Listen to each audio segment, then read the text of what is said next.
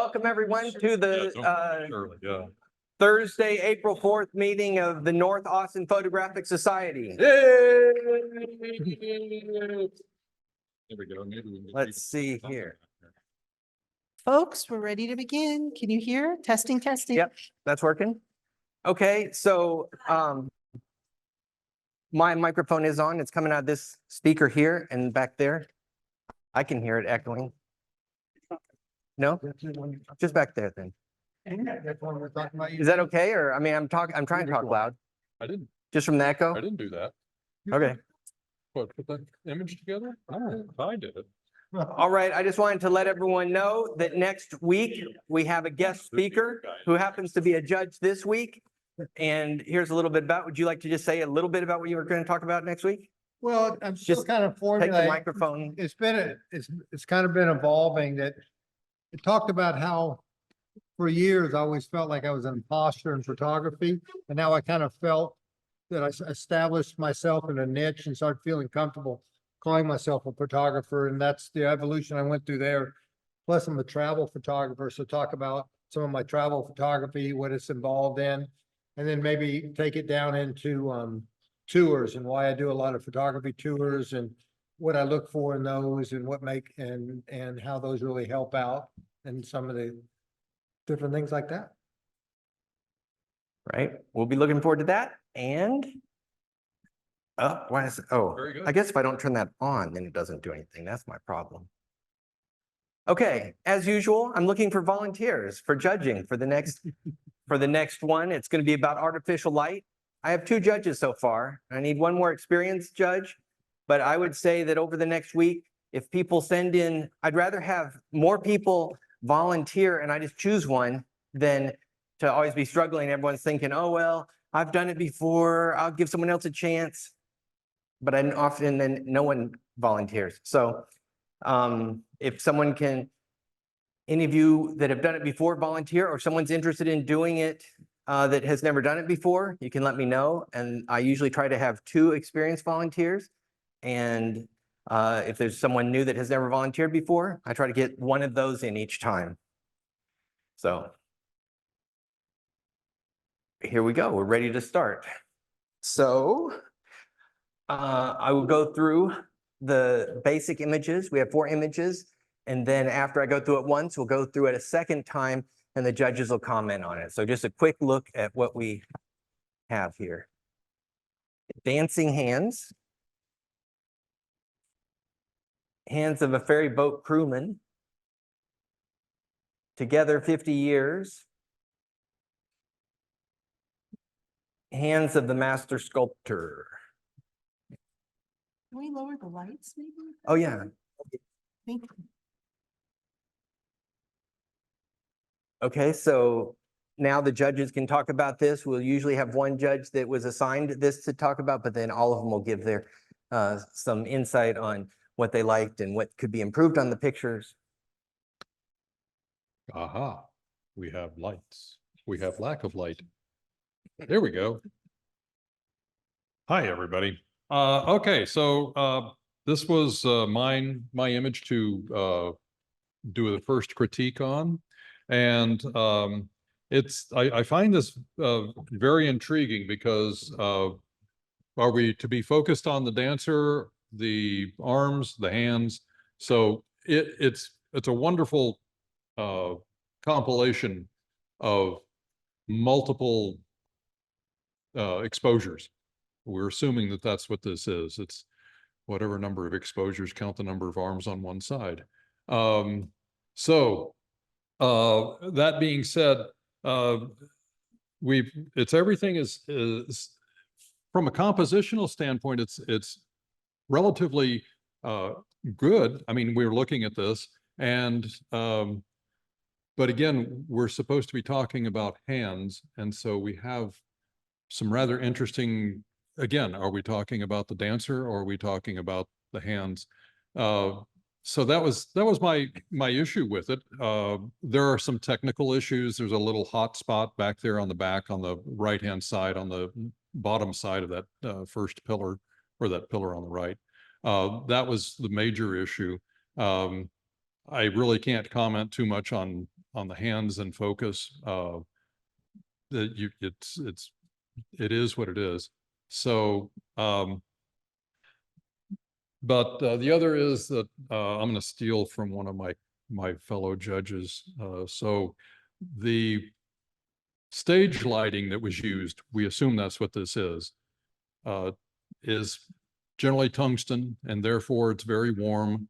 And so the white balance is ever so slightly off, perhaps. The skin tones are just in the face more than anything, maybe a little more red or orange than we would expect. Otherwise, I think it is an excellent attempt at something that in the past was extremely hard to do. Today, with rapid fire exposure and a mirrorless camera or even mirrored camera, you're able to capture something like this in a matter of a split second or two. So that's my take on this. See, and I wondered if it was Photoshop, but I thought it was intriguing. Oh, I wonder if it was Photoshop is how the image was done, because the hands are perfectly all the way up. But anyway, it's beautiful. Just was, I agree with some of the technical issues, the hot spots. It looked like since it was a staged photo, the feet and the front of the bottom of the skirt were just a little bit soft. But I agree with Patrick. I loved looking at it. It was creative. Thank you so much. I guess I'll talk about it a little bit too. Most of what has been said already, but I thought it was a very creative image. And I also thought that the crop on it was very good.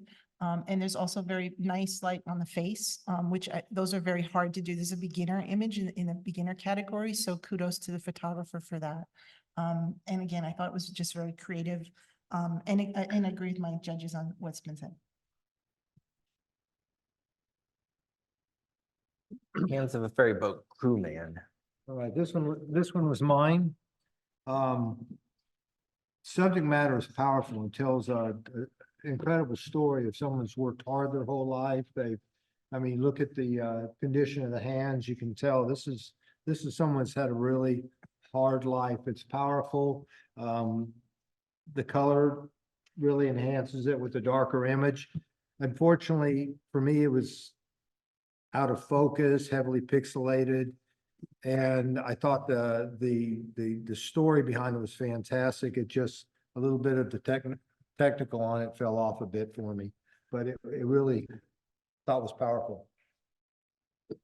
Yeah, with the technical issues aside, I find the subject and the general treatment of the subject are I think they're wonderful. The story is easily seen in the creases and the lines in the hand. The image that we got to see was actually a touch bit darker than this. So thank you very much for lightening it up on this screen, because that really makes it pop. From this angle, they're very bright hands, whereas in what we got to judge were relatively dark. So John and I had this discussion about focus during our time together on the phone, and the slide out of focus to me actually adds to the overall feel of the boatman being on the job for a long time. It just gives it this kind of soft, warm feeling kind of thing. And I love hands that, in this case, the hands have got some character, is I guess the way to put it. And I guess I'll speak to this one too. For me, I said the photographer picked a really good subject in this image, and you can say that maybe it was by chance or whatever, but there's a reason photography shares a lot of language with hunting, right? Because when you go hunting, if you go to find a deer, for example, you don't go to the woods and say, okay, everybody line up, I'm here. You have to go find the deer and whatever you're hunting in the woods, right? That's why we use the word hunt, right? And photographers do the same thing, right? We hunt for subjects and we can choose what we point our camera at. So having a good subject is, especially again, in the beginner category, that it really makes the image I think this really tells a story, and that aspect of it really elevates the image. So kudos to the photographer for really finding it really interesting subject. These are really compelling hands and a great story, emotional impact. We talked a little about the somber tone. There's also very good separation, having the dark background with the brighter hand, the lighter hands, really makes the hands the focus of the image and the highlight of the story, if you will. So I thought that was a very good work by the photographer as well. It's an interesting pose on the hands, which I thought was really, really interesting as well. So that's my input. Okay, this one's mine. So I'm kind of like the fifth dentist, so when I judge, one thing I do that's different is I talk about everything that I see overall before I go into a specific image. So I'm going to do that very briefly tonight, especially since we don't have like 500 images. But in all the work we've seen tonight, I think was a very difficult subject matter. Human hands I think was one of our more difficult subjects, more difficult themes for folks in general. So I think the photographers that submitted work, the work was all very good as a judge. And I was really inspired to see a lot of the work that people put in for the competition. So I think anybody, when we judge, we look for critical points and we try to be negative Nellies in a way, because we're trying to help you improve. But I think a lot of times we don't speak to how good the work is. So I wanted to say that briefly before I got into any specific images. I thought the work overall was very good tonight. We had some very good work across all the categories. And y'all did a very good job with the theme. So just putting that out there. Now, to dive into this specific image. When we judge, there's a thing, there's a little check boxes for those of you who haven't done it. And the first two check boxes are, tells a good story and has emotional impact. For this image, absolutely. This is a beautiful story. It has a very strong and compelling narrative. It's clearly telling the story of a couple that's been together for 50 years. So again, also congrats on the 50-year anniversary. That's wonderful. It's very high on the emotional impact scale. When you have an image has a very high emotional impact, you tend to look past the flaws because you see the emotion in it and it's very moving and touching. And I think this image brings that to the table. So it's very good there for me. The best images make us feel something, and this does exactly that. I love the mirror of the pose on the hands. It's the same exact pose, the same rings, of course. There's a lot that's echoed in, between it's basically a frame within a frame. There's some great shapes in the image and it's beautiful, it's beautiful tone. The skin tone is very good. And of course the hands are very prominent in the image, so it fits the theme. If this were my image, maybe what I would do different, there's a little shadow on the left edge. I maybe would try to open that up a little bit. And the bottom, it's cut a little tight. The composition is a little tight on the bottom for me. But honestly, overall, it's a wonderful image with a high impact for me. So. Oh, thanks. I get to talk now. Sorry, I babbled too long. Ditto. Yeah. I mean, yeah, there's nothing more to add. There's nothing to subtract from this. Being a person who's only got a year and a half to go to get to that level, then I fully understand the emotional impact of it. So kudos to the photographer and congratulations to the couple. What Patrick and Carol said. As bad as I am. Oh, okay. Okay. So, yep, I have this one. This one, I particularly like this one. This is well executed. I love the fact that this sculptor has got clay apparently embedded into their fingernails. I mean, it's fantastic. I love the light on here on their hands. I I love the focus on the fingers. I would have loved to have seen just a little more sharpness in the fingernails, but you know, it tells such a great story of this person who is creating a sculpture with out of clay with just his bare hands. I think it's well done. And yeah, there's not too many technical things. I mean, you could look at it from on this screen, it looks to be a little bit hot in the highlights. But I think on our screens, when we were looking at it to judge it, it was perfectly exposed. So my hat's off to the maker on this one. I think it's very powerful. I mean, the only thing, I agree with all that. One of the things that was recommended and possibly could have enhanced a little bit was maybe a little bit different crop where you brought a little bit of it in from the right and left side and took where the pant leg wasn't such a focus, but no, it just tells an amazing story and just wonderful. I wanted to speak to something about this image because I think in this image it works, but I think it's kind of a learning, teaching moment for other photographers. And we discussed this in our judging session. It's something I call the claw, right? So biologically as humans, we're sort of pre-programmed, pre-wired to look people in the eye, right? So when you learn to draw or paint or even do portraits, the eyes are a prominent position in the face. We think our eyes are higher than they are.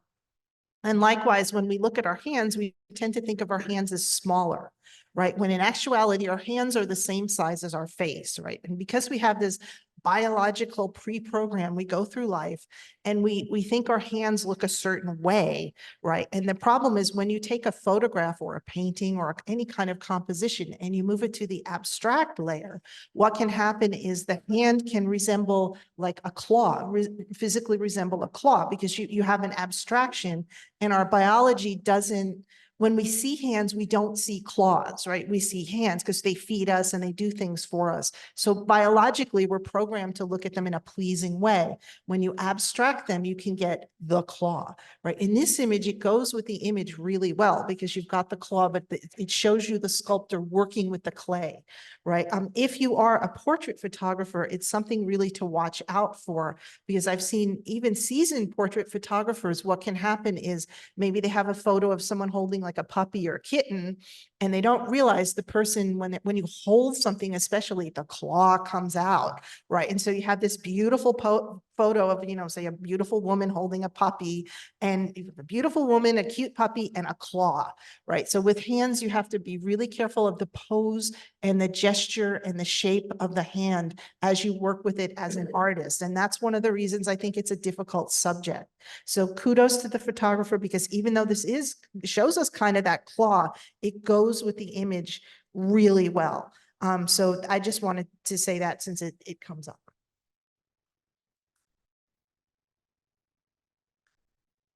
All right, since we just had 4 images, we only have one of the judges pick. So the gold, the first place image is the master sculptor.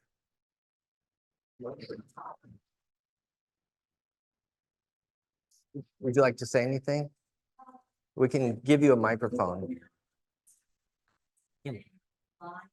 We just want the microphone so the people that are remote can hear. Anyway, right? This is just a photo of a blind sculptor in Oaxaca when we were there in November. So he was amazing and his hands were amazing. I mean, he just did beautiful work. So I was lucky to get a photo of his hands.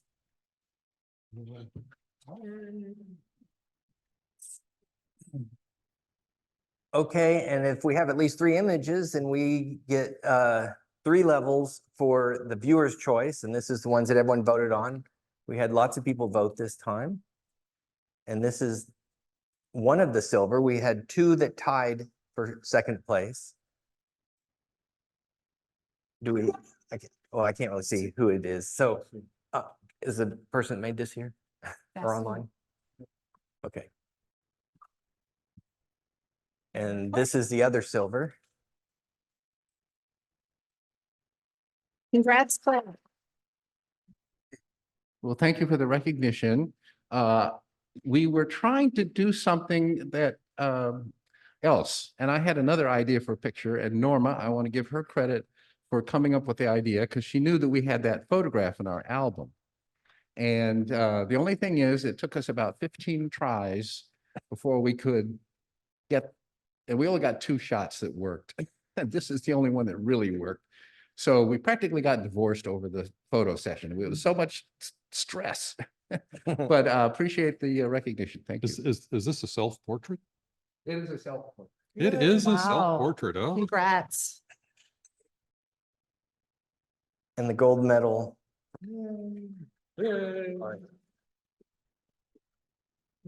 this means that you get to move up next year, Leslie. Okay, now we're gonna go through the 9 intermediate images. First, just a quick look through, and then we will have the judges talk about them. Selecting flowers.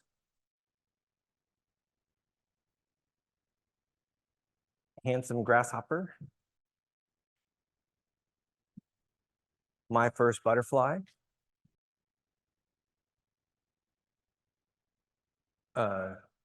Create us your own precious. Precious, my precious. Strummin. Manual camera. 4 generations of women remembering Dada's legacy. Hands creating hands. Luck be a lady. All right, so now the judges will give us their comments and critiques. All right, first one's mine. Just one thing to understand is that this monitor is substantially hotter than what it was on our screens and all that. So it looks different, plus it's a different crop. So when I say some things, it may not make as much sense, but I'll explain it. That beautiful image, beautiful light control, beautiful colors. It told the story. It's just a beautiful little photograph. If you look at the whole photograph, it comes back a little bit. And on the top third of the photograph, you have a lot of distractions. And it really kind of distracts from the photos. This is a beautiful crop right here, and it didn't work. So that was pretty much. And then over here on the original, you look at the green and all, it was a distraction from the hands. But it was beautiful, it was beautifully done. It was a crop, I think really helped. This crop's a lot better than what the original photo was from my standpoint. But I think it's a beautiful, beautiful photo. Thank you. Yeah, when taking a look at this, I kind of, as I mentioned in the beginner section, I'm kind of lost as to which one I'm looking at: flowers, hands, or the sharp focus, which are the leaves off to the right-hand side. I agree with John on the basic crop that there's a lot of information up there at the top that might have been removed. Perhaps just cropping down to the right, to the hand on the right-hand side, which would have been the right hand in this case, would have made it a more powerful image. And it's again, on this monitor, it's a little hot. The highlights are getting blown out here, but yeah, it was a nice image. So congrats to the maker. For me, one thing I noticed about this image was the pose on the hands is very, we just talked about the claw. This image does not have the claw. It's very pleasing pose on the hands, and very nice gesture. With still photography, gesture can be very important, and the way the fingers are dealing with the flowers, it's a nice gesture. And I agree with all that's been said by the other judges.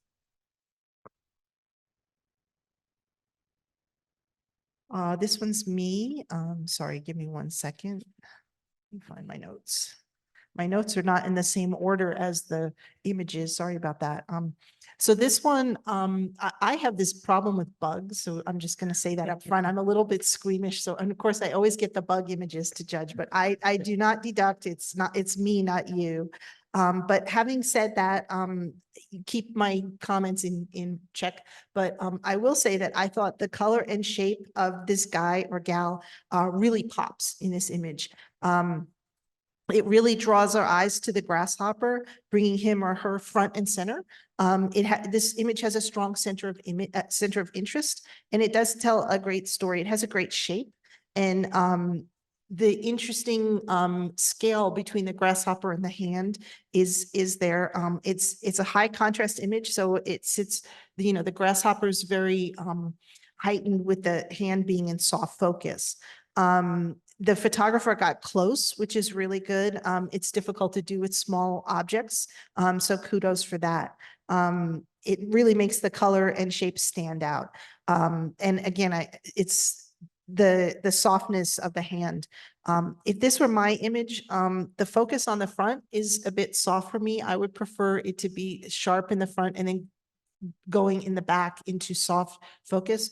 And while there's good separation between the grasshopper, I kind of wish his little diddly boppers, antenna, I don't know what they're called, were kind of either in or out of the hand. I know that's probably difficult to do. And I did notice too, it's maybe not apparent here, but if you look at his little or her little foot, it's a little bit soft. So I would prefer if that were in focus. But again, since I don't do a lot of insect photography, I don't know how difficult my recommendations are, but that's what I saw with this image. And I agree, it's a beautiful photograph of a grasshopper. But one of the things I struggled with is primarily a photograph of a grasshopper. It wasn't really, and the nature of the category was hands. And so that's the one thing I struggled, but I love the grasshopper. Thank you. Can I get away with ditto on both of you? Okay. Okay, yeah, because I tend to agree. It's a lovely image of the grasshopper, but the topic was hands, and the hand is the lesser part of this image.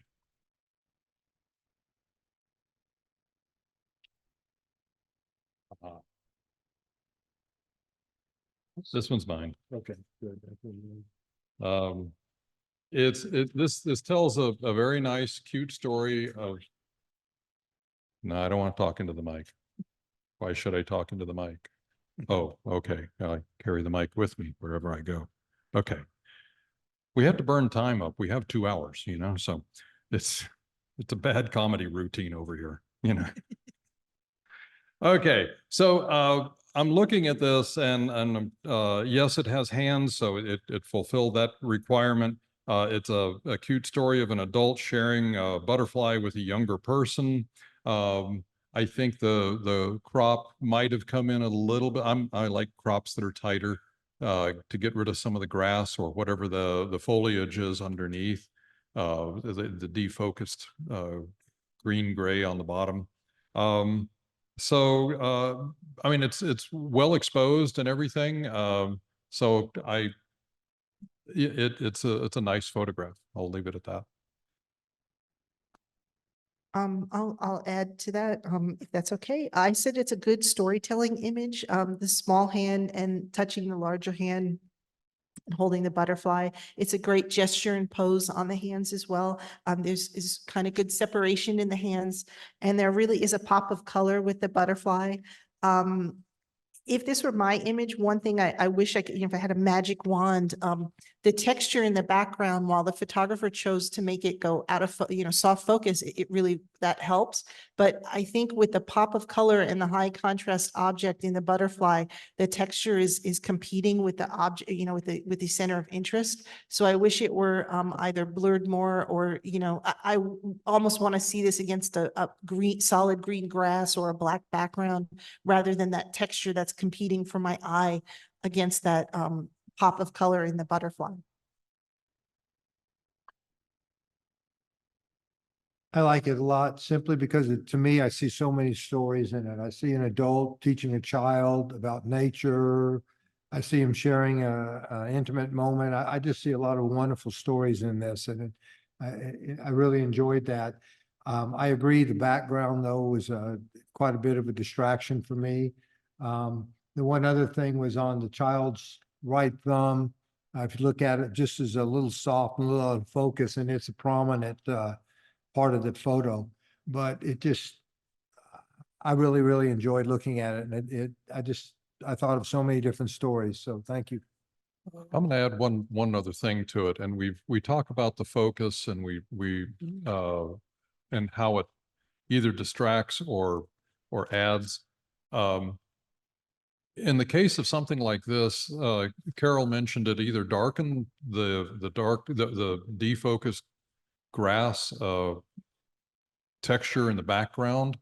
That would have, it didn't have to go black, it just had to go a little bit darker. That would have made the hands stand out even more. John mentioned the thumb on the child being slightly defocused. Something I learned a long time ago is if you've got a defocused area that you really don't want people to pay attention to, then darken it. You don't have to make it black. You just have to darken it down a little bit so that the defocus isn't as much of a it doesn't stand out as much.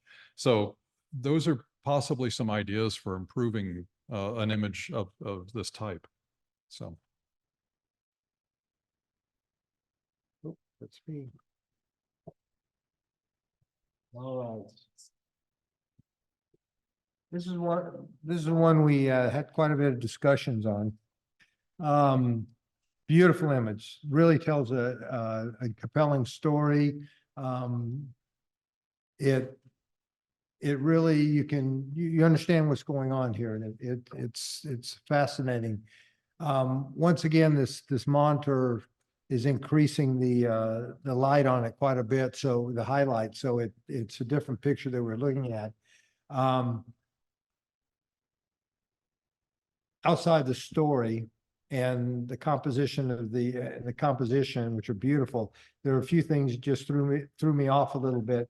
If you look on the right-hand side, and I'm not saying you should do this because a lot of people don't make changes, but the reddish bar there is a little bit of a distraction, and the chest part of the clothing, and to me that right sleeve is just a little bit distracting on it. And it looks like, I understand it's in motion, but it looks like the hand and the sleeve are a little bit out of focus, where the hand maybe is in movement with the hammer. And I'm probably reading too much into that, but I thought it told a beautiful story and enjoyed it. Thank you. Yeah, I looked at this image, and the center of focus is this hammer coming down on a pen on this. I'm not sure exactly what to call that device. But that to me is the center of focus, and I can deal with the light tan area in the background. That's okay. But the orange brown looks like a handle on the right-hand side of the screen that's defocused. That was, yeah, that distracted. And again, with John's comment about the vest or the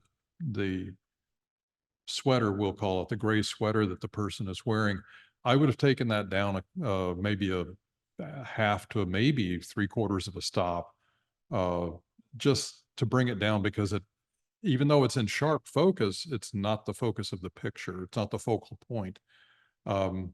And this is where John and I had these discussions again on focus, and I don't mind a hand or the sleeve being defocused. So that's just me, because the sharp focus is the item that's about to get struck with this hammer.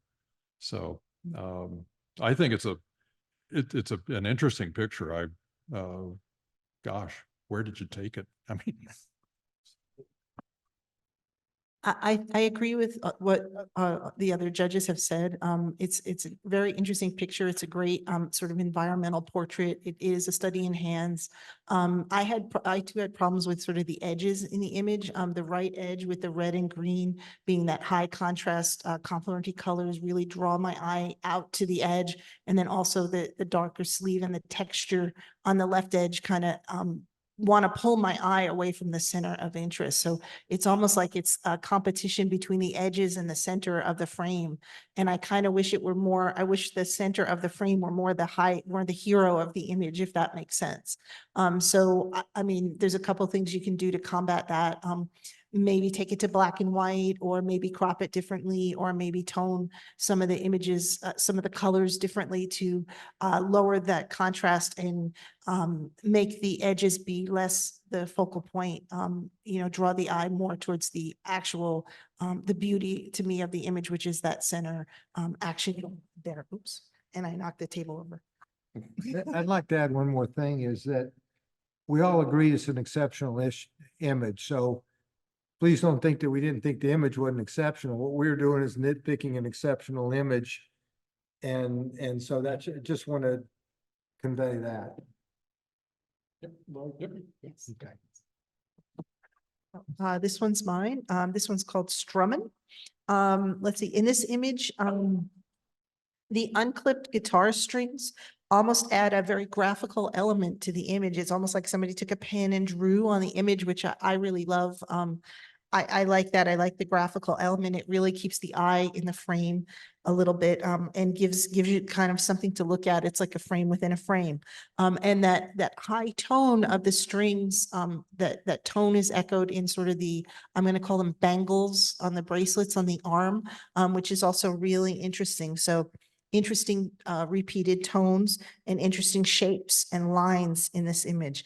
The position of the hands works really well for me. We can see the guitar player at work here. There's not a lot of, it clearly is hands. I do think this is picking more than strumming, but we're a photo group, not a guitar group. So I'm going to let that one slide. Let's see, if this were my image, and again, we sometimes, we talked about this, I would clone out the very top string because it's taking my eye right out of the top of the frame. But I recognize that some folks don't remove elements from images. If you're a photojournalist, you might not want to do that. So maybe you could darken it, but I would somehow, that top string going up and out of the frame, just even just a little bit, it kind of distracted me. So I would do that. I would just the very end of it would kind of eliminate that in some way. And let's see, what else did I say? Oh, yeah, the rocket ship on the edge is another one. We talked about that a little bit. I think it's a high contrast design, and it sort of competes with with the tone in the image. So either darken it or I use the word clone it out, if we can say that. Again, but the metal of the strings really catches the light. So it's bright in some good spots, and it has a lot of attention in the right spots. Also, we talked about this a little bit, but the lower left corner is a little bit dark, and there's not as much interest in there. So maybe either pulling up the body of the guitar just a little bit, or maybe addressing that a little bit would help it. I do think this is a very good image. It shows the artist at work and hands at play. And I think it's an interesting subject, an interesting set of hands. And I thought the image worked overall. Okay. Okay. I'm just going to be silly because everything that Carol said, I tend to agree with. The one thing down in the lower left corner, this dark area that we talked about extensively. I think we probably spent 10 or 15 minutes talking about it. Either bring something into it to give us some separation of the guitar from that dark area, or there's looks to be like a table with I'm assuming that's what that is, or a stool with that orange band. It matches in with the string, but yet it's a minor distraction over there. And now the rocket. I disagreed with taking the rocket out. I think what should be done, and I'm being fun here and silly, is turn it around so that it's going up into space, not crashing into Earth, you know, so. I didn't find the rocket to be that much of a distraction at all. So, yours. I mean, I've got nothing to add. I mean, we've covered just about everything. Oh, I've got nothing to add. I think everything is covered. I love the story it tells. I mean, there's no question what's going on here and what's happening, and it's almost you can hear the music. So I think well done, but I agree pretty much with everything said.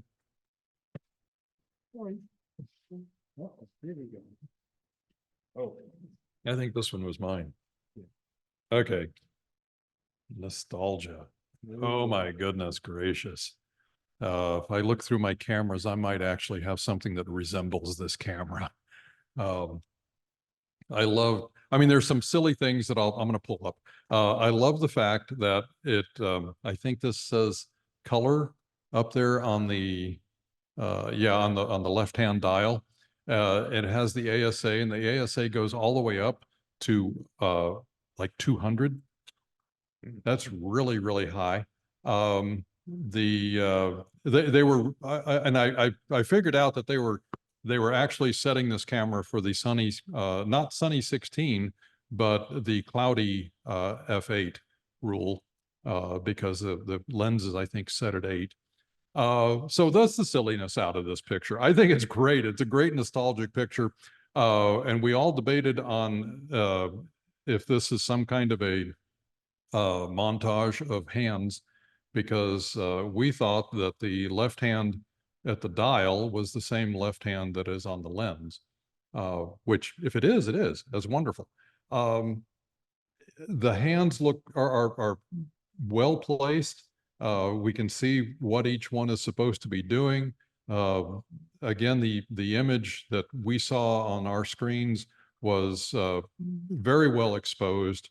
The highlights across the top of the camera were not this bright, nor the highlights on the hands.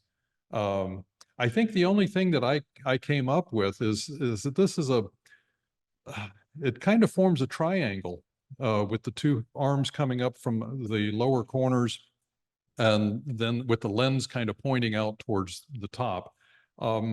If you're going to do a triangular picture like that, maybe center it a little better. But that's about it.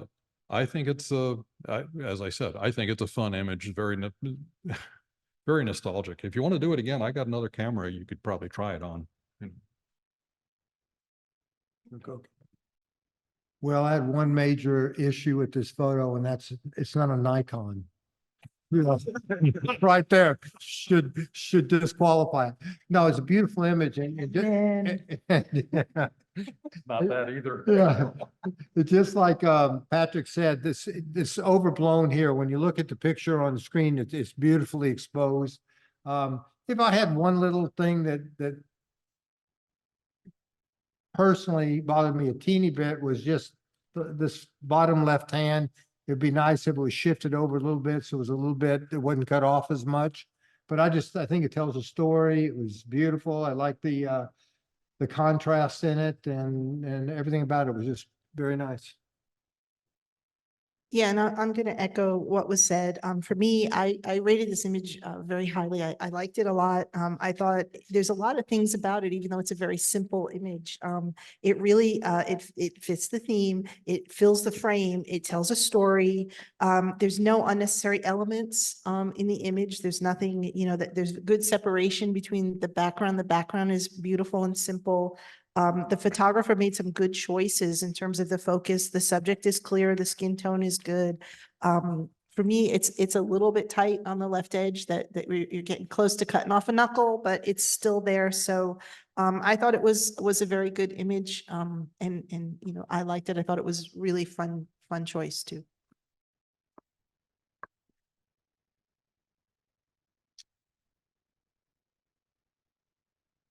This one's mine. This is a tough one because I think the story is beautiful. I mean, it really, really tells a story of multi-generational,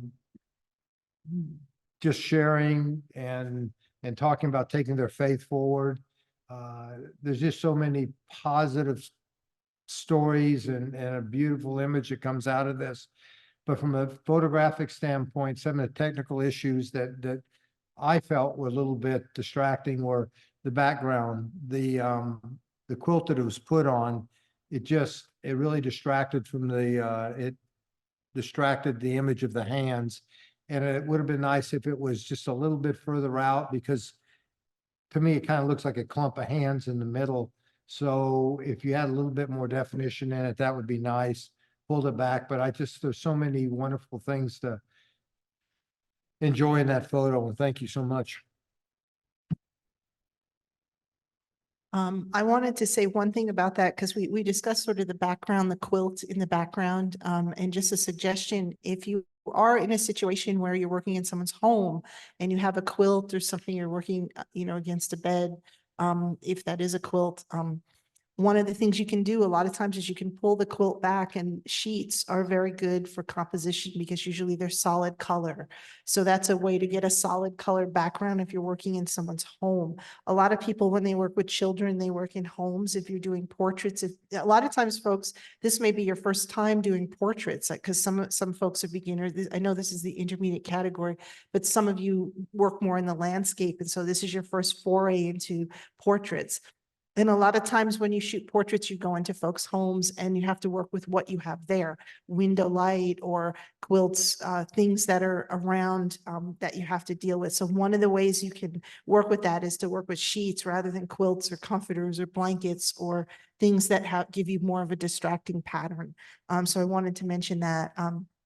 I thought also it was again, it's a pleasing pose on the hands, with the palms up. That renders a good pose. We'd have no claws here, which is good. It's a tight composition. It's a wonderful backstory, a great storytelling image. There's no cut off knuckles or anything. And like I said, if this were my image, I would maybe change the fabric in the background, as suggested.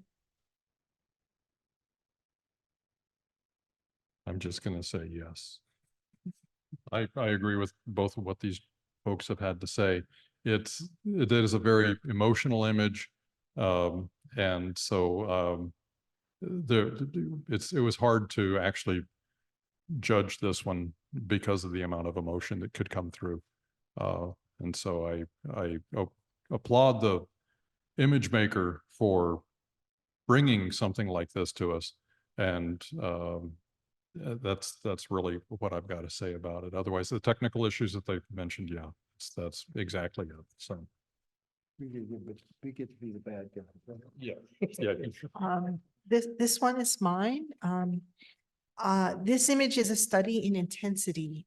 The intense look on the artist's face is compelling and gripping in this image. It overrides almost the whole image, which I love. I love how the artist's eyes are not looking at the camera, but we can see what the artist is looking at, making our eyes like look at the artist, look at what, try to look them in the eye and then look down at what they're looking at, which is a great way to put movement within the image. It gives excellent eye movement to an image. And then we see the hands being carved. This almost makes the image a conversation as it adds a dynamic element by adding that eye movement within the image. And there's a beautiful triangle that's created between like the artist's left hand, the white sleeves, and the eyes of the artist. It just keeps your eye within the frame. One thing I wanted to point out, again, we talked about the claw a little bit, but also the proportions of the hands. Our hands are as big as our face. And this image has an interesting relative scale because the face is pointed downward. the head looks, the face looks smaller and the hands look bigger. So it makes the hands more prominent as a subject. And the relative scale, for me in this image, it works. But again, if you're a portrait photographer, it's something you have to watch because you can make hands look much bigger than faces. If you've ever seen the classic pinhole photograph where the person kind of stands like this with their hand away and the head and the hand look very different proportions. That's something that can happen with photography with relative scale, meaning the scale of two things within the frame of the composition. So I wanted to point that out because that is something to pay attention to if you work with hands. They're bigger than they look and they can really throw off the scale of an image, but here they work for us, not against us. Let's see, what else did I say about it? If I could change anything, if I had a magic wand, for me, it's a little bit cut off on this monitor, but there's sort of a point at the bottom of the table. And I don't know I kind of like the triangle shape at the bottom, but the point was very prominent. I wish there was a way to either soften that or, somehow change that in a way. This image compositionally fits, but there's not a lot of what I call wiggle room, right? So it's something to be careful, especially if you're starting to matte and frame your images. It could be very tight to matte it. So it's something to think about. And also, as I mentioned, the hands are as big as the face. So keep that in mind if you're a portrait photographer. But overall, I really like this image. It tells a compelling story. Yeah, when I was looking at this image, all of the elements of the hand or the hands working on the hand, the eyes, all of that was just extremely compelling. What I might have changed, either one of two ways of doing this. One, crop down the information, the reflection in the glass behind them, and the corner at the bottom, if you're going to crop down at the top, you might as well crop that corner out as well. If that is not what you'd like to do, because I've seen classic images from years and years where it was basically something similar to this kind of a composition. The distracting parts of this are the background. And I would have masked the person and the table and then taken that background down a little bit, which oddly enough would have given you more detail in the building that's in the reflection. But overall, I think it's a fantastic image. I loved it from the beginning when I saw this. So it's really, really good. Oh, mine. Luck be a lady. I think that's mine. If it's not, I'll talk about it. What the heck? Yeah, luck be a lady. Okay. I like the selective focus in this, where the only thing that I would ask if you had the chance to do this again or make an adjustment during your exposure, I would have focused perhaps on the fingertips or expanded therefore stop down, maybe a stop, just to get the fingertips in more a slightly better focus. Otherwise, I like the fact that we've got these arms coming out. As Carol has mentioned, the claws. Well, in this case, claws work because they're clawing the chips back to themselves, it appears. And so all of that, I can almost see and feel the action of this person pulling him back in this image. Again, looking at this one, it's a little hot on the arms. Let me look over there at what Clay has on his screen. Yeah, I would have probably taken down the right arm a little bit, just burn that in just a little bit. But otherwise, and the white chips in the foreground, they tend to be a little distracting because they're out of focus and very white. So I would have taken that down. I obviously, as you can tell, I like a little bit darker image, but I think overall, I think it's a wonderful image. It tells a great story of this person making sure that they have their apparent winnings and they're going to make sure that they keep them. You don't get to stick your hand in either one of those two claws. So Yeah, for me, I like the arms, the forearms, going soft and going up into the top of the image. It's like leading lines that draw you into the center of action of the image. I thought the skin tone was really good. I like the pose and the gesture as well. You can tell the person's pulling the chips in, even though it's a still photograph. You can tell which way those chips are moving. It's really, again, really interesting and carefully seen by the photographer. I think in my notes, I mentioned that I wish the green chip in the foreground is a bit soft, and I wish, again, the foreground were a little bit more in focus, but that could be accomplished by either changing the f-stop a little bit, or as Patrick mentioned, maybe darkening the front to make it a little bit less distracting, which can be done in post. But overall, I thought this was a really good image, and to make a hypocrite out of me, this background in this image doesn't really bother me because it tonally, the color, the prominent colors, the contrast colors, the red, green, and blue of the chips really pop out from the background. So I thought it worked well.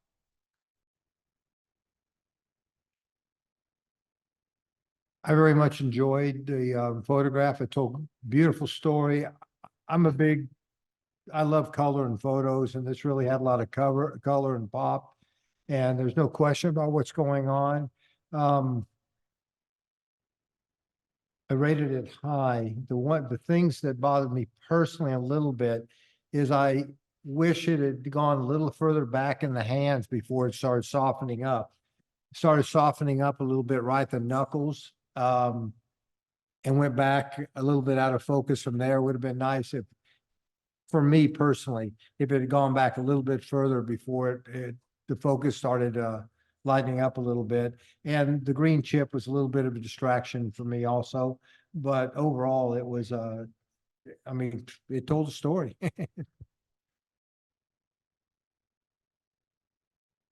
All right, now we will see what the judges picks, how the results panned out. And third place is Benjamin Willis. Benjamin Willis. okay. Would you? Oh,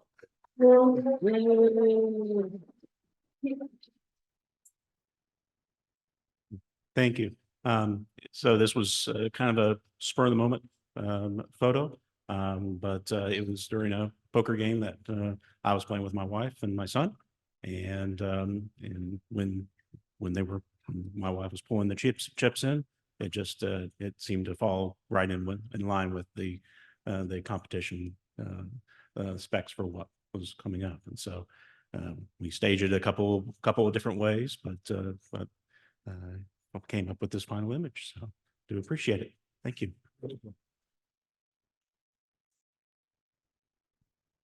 Whoop. Second place is Hands Creating Hands. Do you have anything to say? yay. Thank you. This is interesting. This is in Bhutan, and the government of Bhutan works really hard to maintain the crafts and the just a lot of their traditions and things, and they've established schools where people go in, they learn skills that have been done in Bhutan for I don't know, thousands of years. And this was the sculpture, the sculpture school, and the intensity on this guy's face was incredible. I walked around 3 different places just to try to get the light right, because there was a big window back there. But it was amazing. They had embroidery schools, they had weaving schools. They had some of the monks that had made these skulls, these heads, that someday I'll bring a picture of, that just unbelievable how realistic they were. So that's it.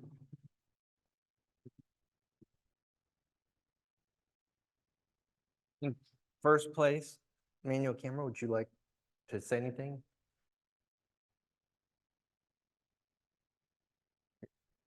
Here's a microphone. Thanks. Have a microphone for free. Stand over in front of the camera. You've walked off the camera. Never mind, he's got it. Oh, okay. Okay, well, first off, this is self-portrait. All 3 hands are mine. Closer? Okay. Self-portrait, all three hands are mine. It's 2 exposures, which merged together in Photoshop. The camera was on a tripod, which I masked out. It was on a tripod, so it did move between the 2 exposures. Actually, I took about a dozen exposures, but. And the camera was my grandfather's. It's built in around 1930, which is why it only goes up to 200 ASA. Yeah. It's got no automation in it, obviously. It doesn't even have a light meter. So Is there a brand that we know? it's no, it's a Lights Contax. Oh, So built in Germany, I believe. would be.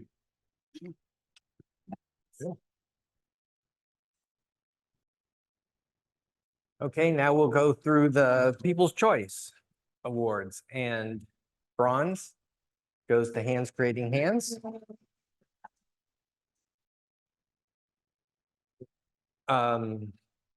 Silver was the 4 Generations of Women.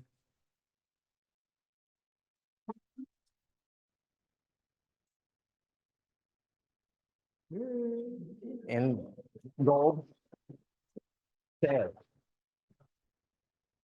All right, and now we have 4 images that were submitted in the advanced category.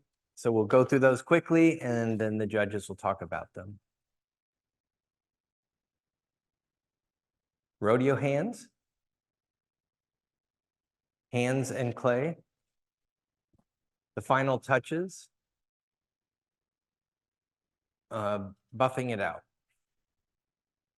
All right, so now the judges will talk about them. Like I said before, I love color. And this thing had a lot of color in it. I thought it told a beautiful story. And it was interesting to me. I especially like the scar on the left hand. I mean, if that didn't just go with the whole picture, I like that. The distraction for me was, and once again, the highlights are really blown out here, so can't tell as much, but on the right-hand side, the shadow, it would have been nice if that had been lightened up a little bit and wouldn't have been as much of a distraction, but I really enjoyed the photo. Thank you.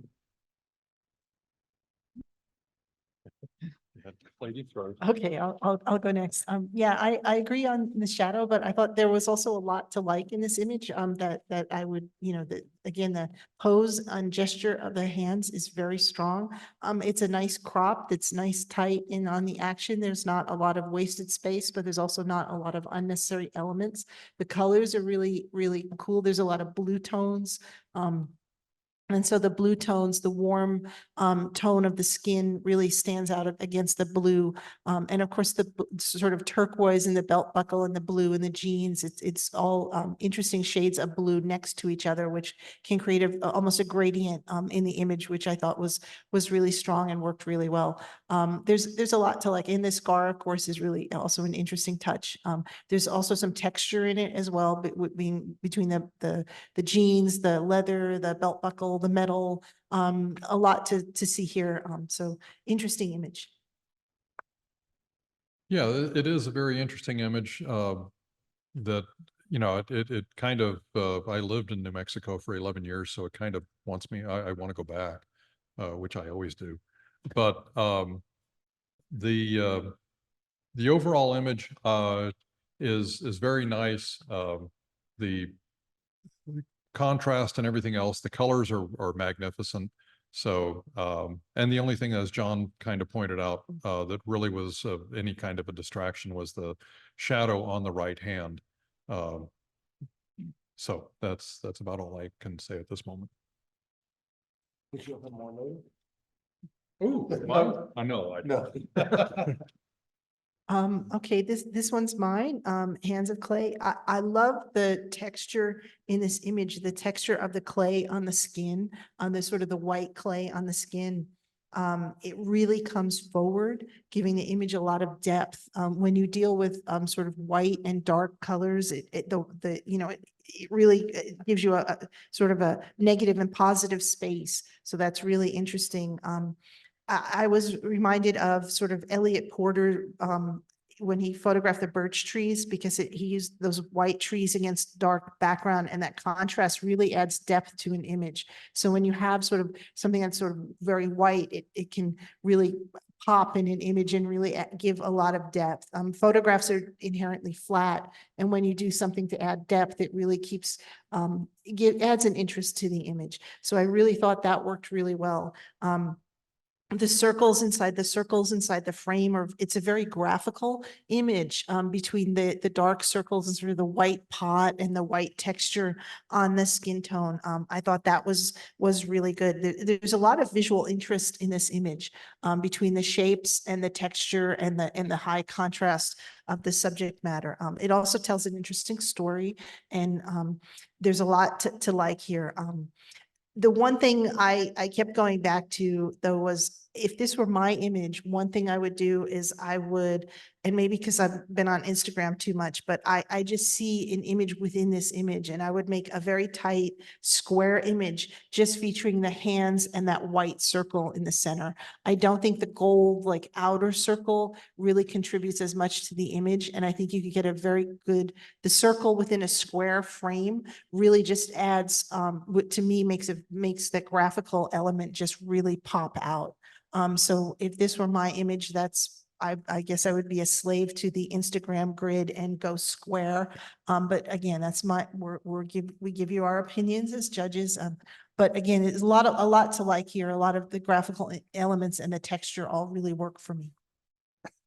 Yeah, and on this one, I really enjoyed seeing the hands at work.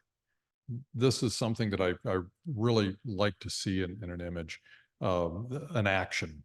And this one, the action is obviously the spinning pot on the wheel, but you can also see where the hands are depressing that and deforming the clay, which when it's spun back out, it comes back out into its very nice, somewhat perfect circle. The textures on the hands, the spray down on the gray surrounding of the wheel itself is fantastic. And I agree that having it as a square crop that might actually have a little piece of that gold at the top, but otherwise the gold pan, yeah, it's somewhat of a little bit of a distraction, not a horrible distraction, but I think a square crop with the circle in the center, I agree with Carol on, would have made this a very, very powerful image. I agree with what Carol said within the image, because I think the image itself is gorgeous. It's something I keep looking at. I see so many things in. I really, really enjoy seeing it. And I think it's just a beautiful overall image. I think within the category of hands, I see a second image that may have really taken it up a step within the category, and that's the crop that they had talked about, where if you had cropped it from the bottom of the circle, and I think a rectangular crop would have been okay if you had brought it up on each side of the hands, so more of the focus was on the hands. But I mean, wow, I just think it's a gorgeous photo. Yeah. Okay. This is Patrick. Is this me? Yeah, this is me. This is it's a very, very well done image of this blade being sharpened or buffed, and the tonal range is excellent. We've got just about everything we could ask for tonally. The action is really quite discernible. So the lower belt actually kind of gives us the feeling that it's actually moving. I'm assuming that is the case, and it wasn't just a set, with nothing moving. But that being said, there are two distracting elements in this, maybe three. The first one is the very white triangle behind and under the right arm. That is very, very distracting. The wall, I guess, is what that is.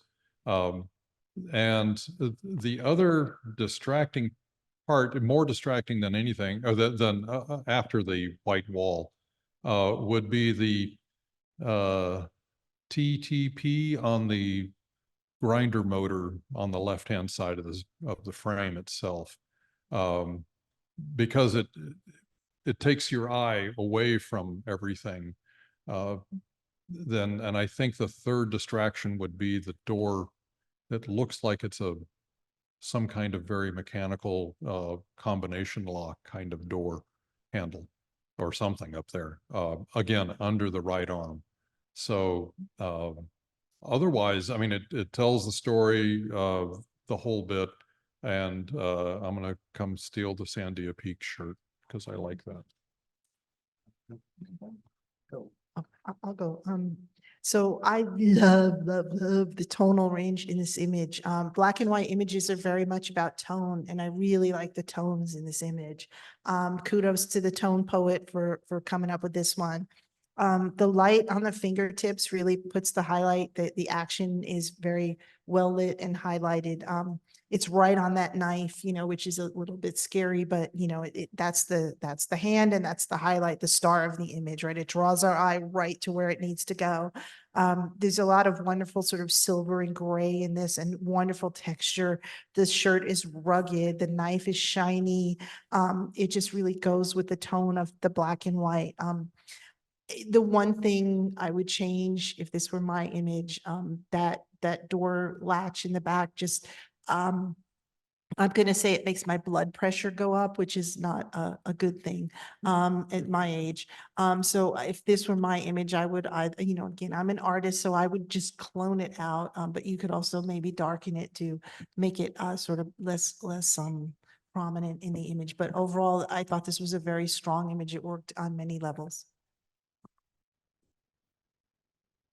I agree with most everything they say. We keep mentioning the highlights on this TV screen are just way up there. This photo above all is one that really takes away. If you get a chance, look at it on your computers, because see what Carol says about the tonal range, because it's really fabulous on this photo. Only thing I would add, maybe a little bit of distraction for me personally, was the Sandia Peak. It just keeps taking my eyes off to the right.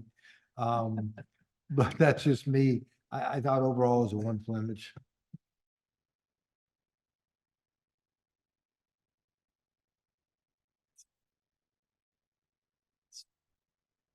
You guys. This is me. Wonderful image. I mean, and I love this in black and white, because what it does is it really makes it a period piece with the cuffs on the jeans. You can just see someone in New York City sitting there getting their shoes shined back in the 1930s. It just is a powerful in that. The focus is really wonderful with the shoes and the pants in the front, and then it goes soft in the back and really creates depth. One thing the only little thing that bothered me at all was the motion of the hands. It would have been nice if, for me personally, if it was slowed down just a little bit so you could see a little bit more definition in the hands. But I think it's just very, very powerful. Liked it. Thank you. For me, this image reminded me of the chiaroscuro, and I'm going to pronounce that wrong, style of painting where there's sort of the really dark darks and the really bright whites, that high contrast sort of black and white, which I really like. I think it works well with this image because there's a lot of texture and line in the image that goes well with that treatment in black and white. So kudos to the photographer for that. The texture works really well. I love the lines on the shoes and the light hitting I guess the row of laces. For me, I like the hands being in motion because they're working hands, and you can see this is again sort of an environmental portrait. There's a lot of great textures, lines. The one thing I mentioned, if this were my image, I would do, and it's maybe not as obvious here on our screen, but when we were judging at home, the hands were a little bit dark. And I mentioned that a lot of times black and white work is printed. And if you were to print it, they would go even more dark. So I would pull up the hands, the white in the hands a little bit, just to make them more the star of that show. But there's a lot that works in this image for me. The edges work really well. The corners work really well. The composition is very good. I like the motion. I'm someone who likes motion in images, so it works for me very well. It very clearly goes with hands, our theme, and the black and white, the tonal quality of the image worked very nicely for me. Okay. All right, so because we only have 4, that means there's only one judge's pick, so it goes straight to first place. And that's Patrick's. Wow. Thank you very much, guys. With regards to where this is actually, if you go to San Diego, you can get your shoes buffed and shined there in their airport. It was just something that it caught my eye. I shot probably, I don't know, there's 30 frames or more sitting on my computer, and this was the best one of all. It was a lady who was doing the buffing, and I just remembered her hands, she had blue gloves on. And so, this was shot in color and then converted to black and white. And just a little, some, pushing the tonal range here and there. And the only thing that I think I did that was the lower right-hand side. I did take that down just a little bit there, that white bar and then the tile down there. But that was about it. So thank you very much. All right, and now for the People's Choice Awards. Bronze goes to Nick. Is he online?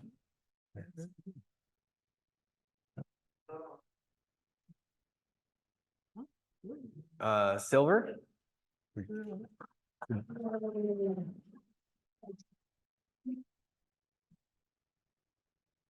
This was a very carefully posed and conceived image. I knew I wanted to have the motion. I needed a potter, my daughter, shot in very, very tight situation. I only had maybe 2 feet in front of that wheel. That's one reason it's looking down. So I had intended to take 2 lights so I could have a constant light so I could blur the wheel, and the strobe to stop the hands and hold everything there sharp.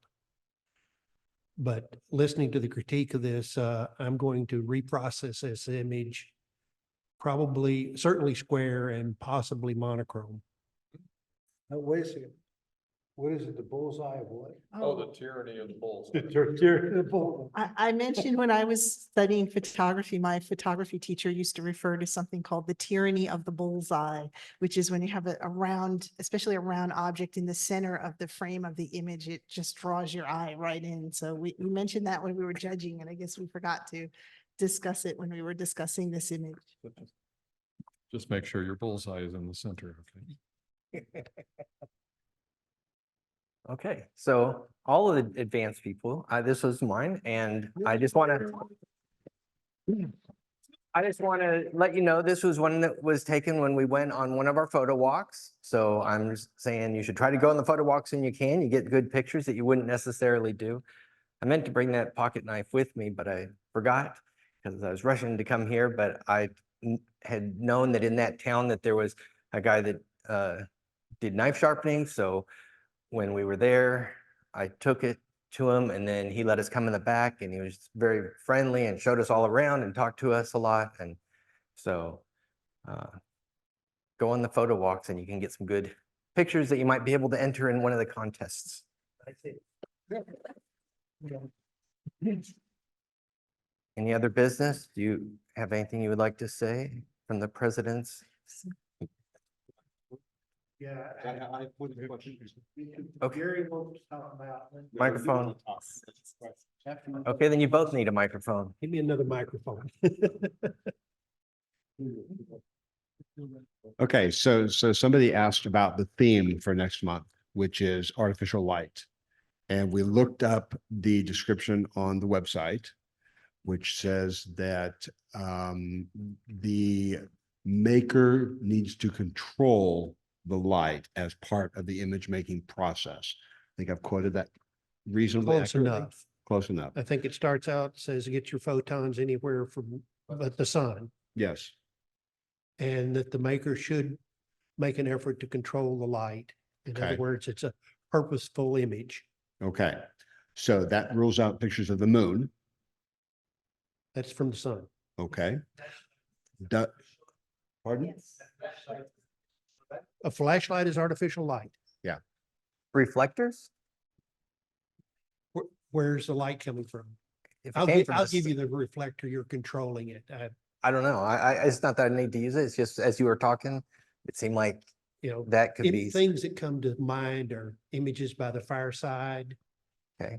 Technically a portrait, a studio portrait would fit here because it's probably shot with continuous lights or strobes. Or an open window, Sir? or an open window. No, that's Uh, photons. Right. But if you use Solar reflectors and stuff. photons. Okay. Okay. So this is why I'm asking these questions, right? Right. Because there's some nuance here. You know, Uh, I'm seeing firesides, matches, flashlights, studio lights. Okay, uh, neon signs.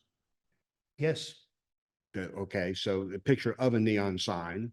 The issue of control comes to mind, so that's why I'm asking about that. uh, it doesn't bother me that much that Okay. there's lack of control there. You know, Okay, the thing you'd have to worry about photographing a neon sign is, are you taking a photograph of someone else's art? there's that, yes, I'm just talking about light source. Picture of a band in a bar, Band in a bar?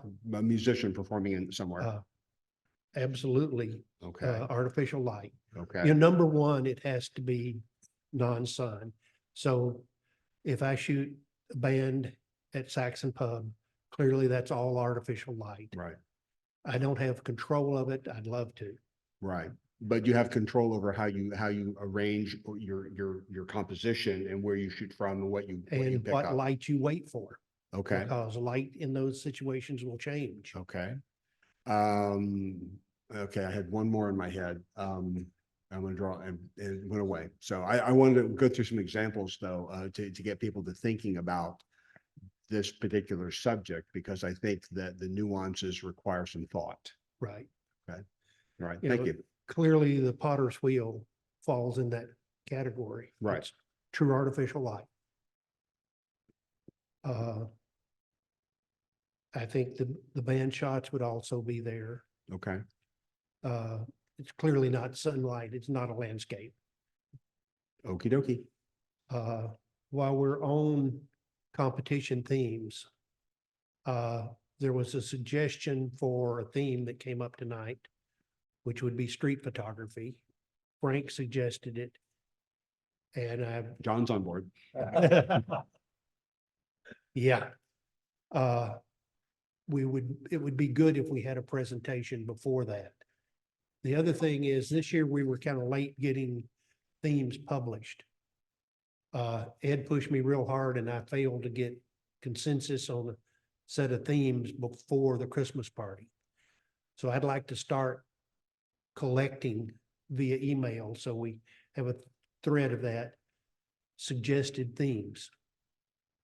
As it is right now, we have the themes for this year and all those competitions have already been made in the software. So it's not something we normally would just switch between 1 month and the next that we're going to change the themes. But we can definitely This is have a whole new set, 2025 right? A themes. whole new set for 2025. And if we nail down the themes early, then we can start planning on presentations that might be appropriate for those themes, such as you mentioned, street photography. Yes. Correct. So that can be very helpful when we're trying to figure out what we want to do with our If we shooting. want to do more with portrait photography and that, we could do a workshop here, have someone that's really familiar with lighting people come in and contribute to that. Cool. Clay, you got So something? definitely think about themes and you can start letting people know what Let you think. leadership But there will know. be there will be a point where we'll be asking survey stuff in November before the December meeting, and then also put some input in there too. So Anybody else got input for tonight? Okay. just a second, Okay. go, can give him a microphone. And I don't know if you noticed that I have a most renowned creation of the hands. And that's what I just want to say for closing. I just saw it when you were talking. Yeah. Probably subconsciously. I put it on.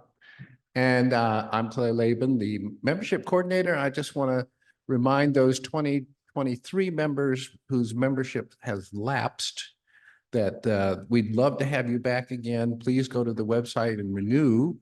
That's very simple to do. And I want to thank the members. There's about 3 or 4 members who did get the notices and they have renewed. So thank those members. I had something else also. So starting April 1st, I'm actually now a board member over at Round Rock Arts. And they've got a call for entry for their Imagine show. For those of you who haven't done a lot of shows, this would be a good opportunity because it's a very large exhibit and it's local. It's over at Texas State Gallery. And they're looking to make it bigger than ever this year. It's a juried show, but I think, you know, that they're looking for a lot of work. So it's something to if you're interested in that. And then also, John, this was your, oh, sorry, go ahead. What themes are they looking for? You say It's that- open theme. It's Okay. open theme work. I think you can submit, I should know this because I'm on a board now, but I think it's 3 or 5 images and they'll probably pick one from, You just go to some- Round Rock Arts? for it? Yeah, Okay. it's called Imagine 2024. They do an annual show. Okay. This year it's going to be bigger than ever. And then we also have an exhibit in October at the Jester Gallery, which is a different gallery. Round Rock Arts has 3 galleries. And so this will be at their gallery over in the university. Okay. They have the Downtowner Gallery and they also have the Jester Gallery. Oh, wonderful. Thank you. And then also I wanted to point out that this was John's first time for judging. So thank you for doing that. And for those of you who, yes, absolutely. Yeah. For those of you who are thinking about judging, I think it's a really good idea to put your name in the hat, and we have opportunity, I think, next month or the month after for folks who haven't done it before. I really would encourage you to try to be a judge because, especially if you're in intermediate advanced categories, it's really good to sit on the other side of the fence, so to speak, and get to see all the images and critique them. And it's just a great, it's a good thing to do for the club and it's a good thing to do for your photography. They just said, And I don't know if this is the right place to bring it up, but one thing I'd love to see a photo shoot, I don't know who, on the walks and things. I'd love to do a rodeo someday, maybe like a small rodeo where we can all go out and take photos of the people. Does that sound?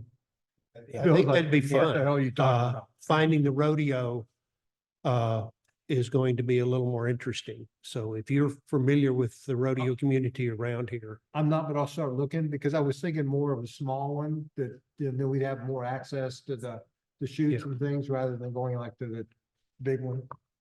Yeah, Okay. I think the Williamson County, which is in October, is out in Taylor. okay. Yeah, if I'm not That'd mistaken. be exciting. Yeah, The it's the very- Austin rodeo would be difficult to get. Yeah, that's pretty big. Yeah, but the Williamson is pretty small. No, that's it. It's in Taylor. Yeah. They do it at the Williamson County Expo Center in Taylor. But they have all these little small ones and little communities within 30, 40 miles, like in Vernon or Lampasas, where you go, where it's a lot more open. And it's more like a country fair. Worthwhile looking at it. I think it makes a real good shoot. Okay, I'll look into it. Ty, anything else?